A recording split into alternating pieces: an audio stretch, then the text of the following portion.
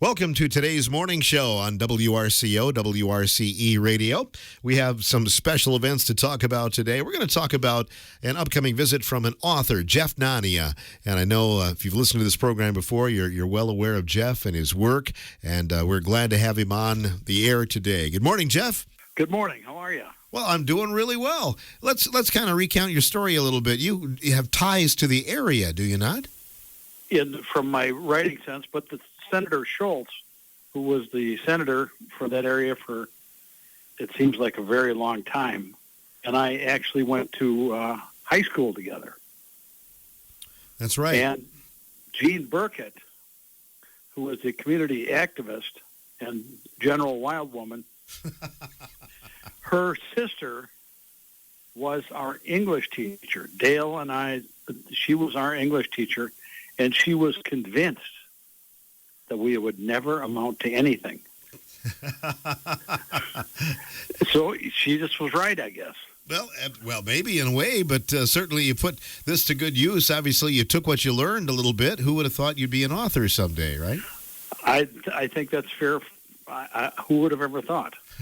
I couldn't believe that I wrote the first book. And this is already the fourth, is that right? What can you tell us about? Well, my books are mysteries that have a strong basis in the outdoors. I love the outdoors and have spent a career working outside. And, I really think that the natural resources of Wisconsin are special. And so in this book, the protagonist is the sheriff in Namakogon County, Wisconsin, and he runs into a very unusual circumstance. And in northern Wisconsin, in all parts of Wisconsin, we have wildlife and humans trying very hard to live together. We're trying to have a relationship with each other that's respectful. But sometimes both sides of that are not respectful. Sometimes it's the humans, sometimes it's the animals. And in this case, they're trying to sort this out. It's called Musky Run, and it introduces a new character, does it not? It does. It introduces Anna McDonald. Anna McDonald is an Olympic runner who was born and raised in Musky Falls, Wisconsin.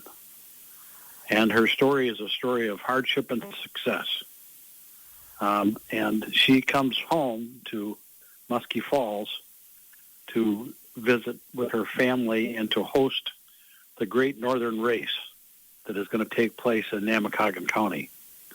The Great Northern Race is a race that is one of the most difficult to compete in, because there are all sorts of different elements of that race. Running, bicycling, swimming, kayaking, and in this case, also lumberjack skills are needed to move to the next station. So it's a team event. Huh. Is this, first of all, is the town based on a real town? People ask me that all the time, and it's not. But I always just read them the disclaimer that says this is just all fiction. Okay. And the race, is it based on a real race? It is actually. It's based on a combination of a couple different races. One of the things that I think is important is I've been a reader all my life, and I like it when people write books that are correct. They're not mistaken, and I like it that they respect me as a reader. And so I have lots of people that help me, experts in different areas that help me to make sure that I get it right in the books. And in this case, for the race, we had a coach, a high school track coach, and Ironman competitor, a 14-time woman Ironman competitor, a champion wilderness racer, and a world champion lumberjack. And those are real people that help me find my way through creating the Great Northern Race. Okay. So going back to being correct, you use like the real terms that you got from them to kind of put this into words then. Yes. We go to Great Lakes to do that. And so it's important to all of us. And like I say, if there are any mistakes in it, it's not theirs. They're my mistakes.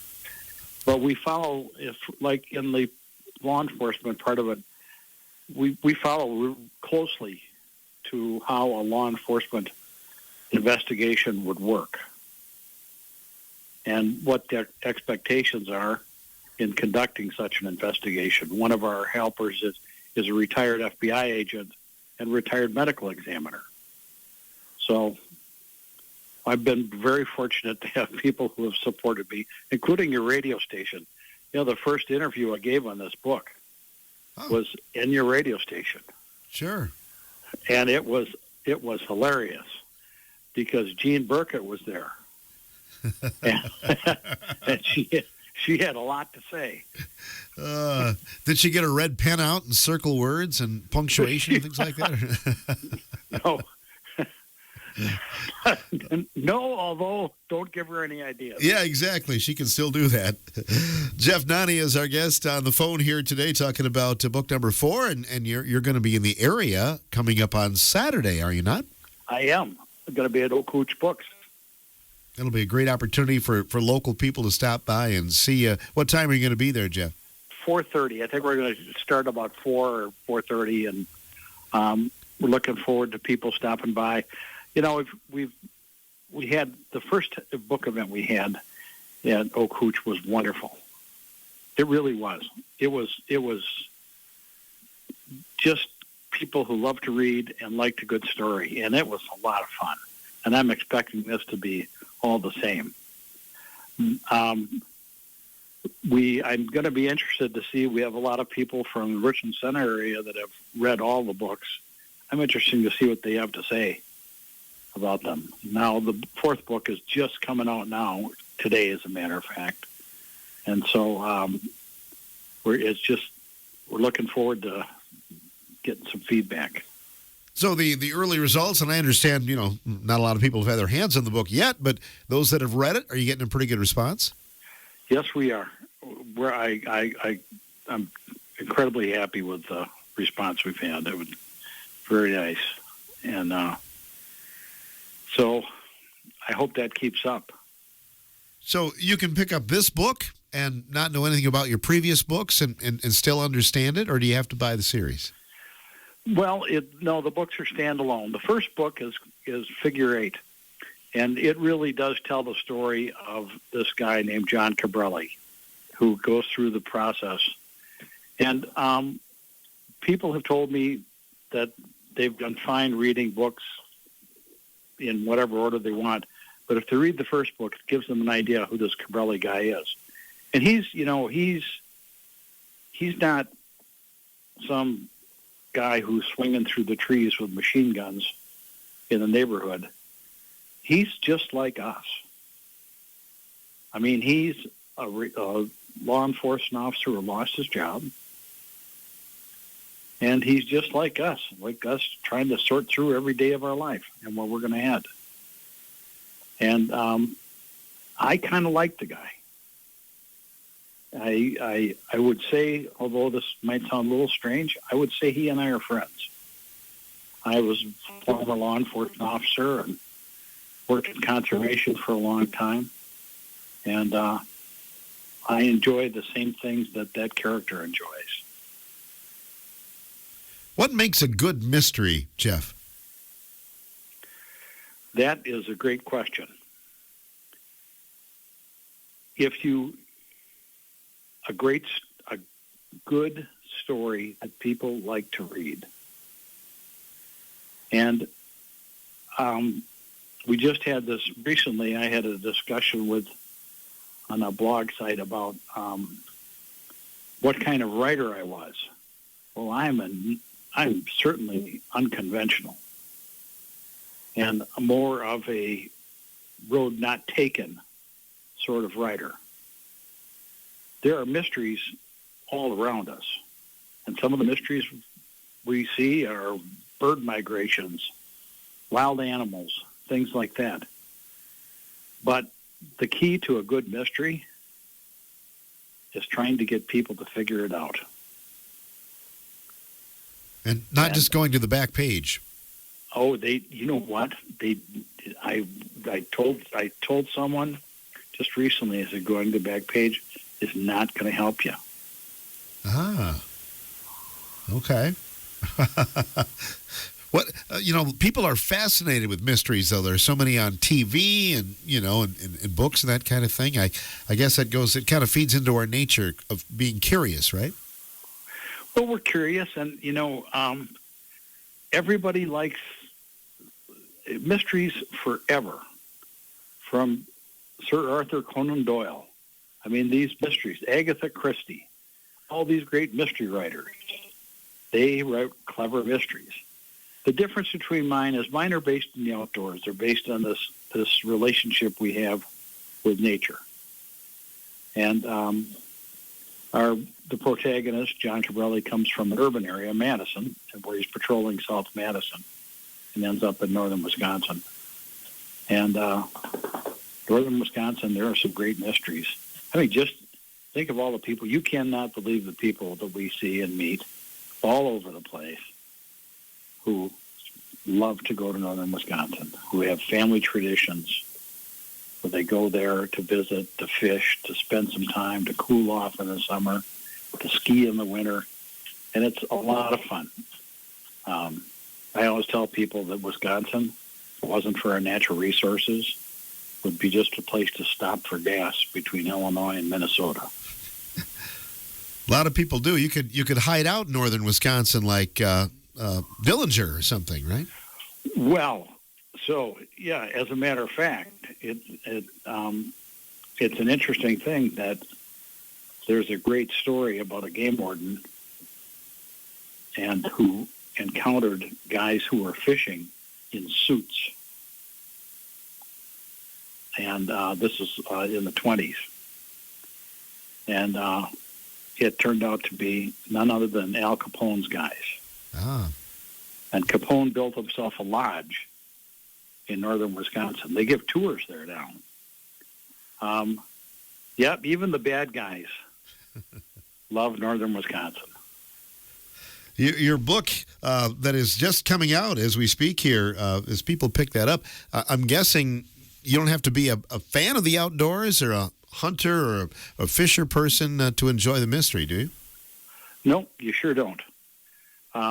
It's if you like the outdoors and you like a good mystery, I hope that you like my books. Are you always kind of looking toward the next book, Jeff, or do you kind of rest a little bit after you get one out and published? Well, it takes a long time for me to write a book, and I would rather never write another book than write something that was not the quality that people have expect. But I think about these things all the time. I read a lot of history. I read about this morning I read about a crime that I was involved in. I didn't commit the crime. I was involved as a law enforcement officer. And I reread some of the reports. And I thought it was just a little too strong for a book from me. The other thing I want to point out is that in this world, I am tired of the bad guys winning. Mm-hmm. And one thing for sure, in my books, the good guys win. Well, that's the other thing. It's refreshing for people to read it where there's a hero and a happy ending, right? There's a hero, and these are people that have Thanksgiving at the local gymnasium so everybody can come. This is all about us. Jean Burkett and her sister wrote a book about Richland Center and the grocery store during World War II, and it was just an absolutely wonderful story about people and about going along with our daily business. And those are the stories I think that people want to hear. If you have some expectation that you want to read a lot of obscenity, graphic violence or sex, you're just not going to find it in my books. You should read somebody else's stuff. So that's just kind of the way it works for me. Have you ever thought of using Mrs. Burkett or Dale Schultz or anybody like based on them to use a character in your book or not? So here I'm going to give you my standard line, especially if you read this last book. All these characters are fictional, and if there's any resemblance to anyone, especially public political figures, it's wrong. You're not right. People can discuss that more with you coming up at O'Cooch Books on Saturday, right? I'm sure. Well, people have accused me of that before, and I say, well, no, it's just a similar name. It's a similar characteristics. I had in the book before this, there's an investigator who is working on a case in northern Wisconsin, and he came into a bookstore where I was signing books and said, "Hey, that investigator, the one in the book, is me, isn't it?" Now, I've known him for a long time, and it's possible that it could have been him. And I said, "No, it's not possible. The investigator in the book was a good investigator." Slammed him a little bit, maybe.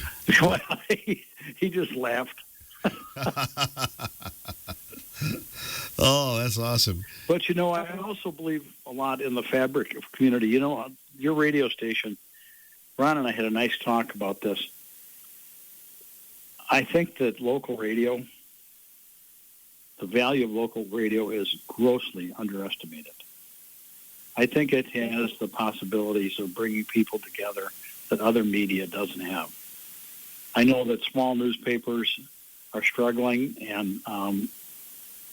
but radio has this calming voice in the morning, and this kind of tuning into a friend, if you know what I'm talking about. Absolutely. That's why we do what we do, and we're just happy to be able to survive after all these years. Well, it's my hope that it's not going to just be about survival. I think people miss this. I think during the COVID time, their ability to communicate. I think that there are radio stations out there who, make certain that people hear the news and things like that, but they don't talk about the essence of the community. They don't talk about those very special things that make every community, someplace where people live. We have this. So I'm very hopeful. I really am. Well, I appreciate the good words for that, and we hope a lot of people will stop by and see you coming up. Talking about Musky Run. I hope so too. This Saturday, and we invite people to come out to O'Cooch Books and Libations. Daniel Miller always does a good job hosting you there, doesn't he? He certainly does, and he gives me a lesson on politics. Oh, I bet. That's awesome. Jeff, keep up the good work. Call us anytime. When you get a new book, let us know. We'd be glad to talk about it for you. All right. Thank you so much. You're welcome. Jeff Nania joining us on this portion of the morning show from WRCO, WRCE Radio.